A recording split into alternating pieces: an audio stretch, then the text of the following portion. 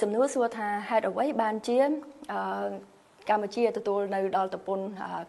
sai sẽ phần phía rồi bây giờ mà đây hãy tha ta Campuchia bất chia ban đã quân nơi lưu là tập hợp nôm châu đã bao xa rồi nào mà đây đó cao sẽ phần phía rồi mẹ rửa dân sầm lăng khơi thaនៅក្នុងឆ្នាំ2024នេះនៅក្នុងជញ្ជីងពាណិជ្ជកម្មនៅលើការនាំចូលរបស់ផលិតផលអាមេរិកមកកម្ពុជាដែលមានបរិមាណប្រហែលនឹង$700 លាននេះចាពន្ធបន្ទាត់ពន្ធខ្ពស់ដល់បំផុតដែលយើង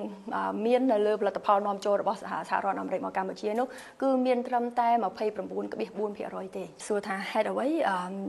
97% ហើយតែកម្ពុជាដែលទទួលនៅការដាក់នៅបន្ទាត់ពន្ធថែមដល់ទៅ49% នេះហេតុអ្វីខ្ពស់ជាងគេចាការដែលខ្ពស់ជាងគេគឺយើងសម្លឹងឃើញថាដោយសារតែជាកត្តាដែលថាប្រទេសកម្ពុជាដូចប្រទេសអភិវឌ្ឍផ្សេងទៀតដែលយើងថាស្គាល់ជាប្រទេស LDC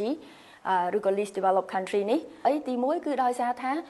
ទំហំនៃកម្លាំងទិញបញ្ជាទិញចាពិតណាស់ទីផ្សារអាមេរិកមានប្រជាពលរដ្ឋរហូតដល់340 លាននាក់ចាហើយប្រទេសកម្ពុជាយើងមានតែ17 លាននាក់ទេអញ្ចឹងច្បាស់ណាស់ថាតម្រូវការបញ្ជាទិញពីសហរដ្ឋអាមេរិកមកលើផលិតផលដែលកម្ពុជាអាចផលិតបានចូលទៅទីផ្សាររបស់ខ្លួននោះគឺពិតណាស់មានចំនួនច្រើនចាដូច្នេះហើយចំពោះថាតើកម្ពុជាក្នុង17 លាននាក់មាន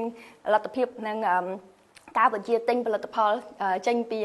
អាមេរិកមកកម្ពុជាវិញនោះបានប្រមាណចាអានឹងនេះហើយដែលជាសំដៅឲ្យឃើញថាទីផ្សារដ៏ធំរបស់សហរដ្ឋអាមេរិកគឺជាទីផ្សារដែលបានស្រូបទាញនៅផលិតកម្មរបស់យើងចារបស់ផលិតផលរបស់កម្ពុជាយើងជារួមមិនថានៅក្នុងវិស័យកាត់ដេរនៅលើ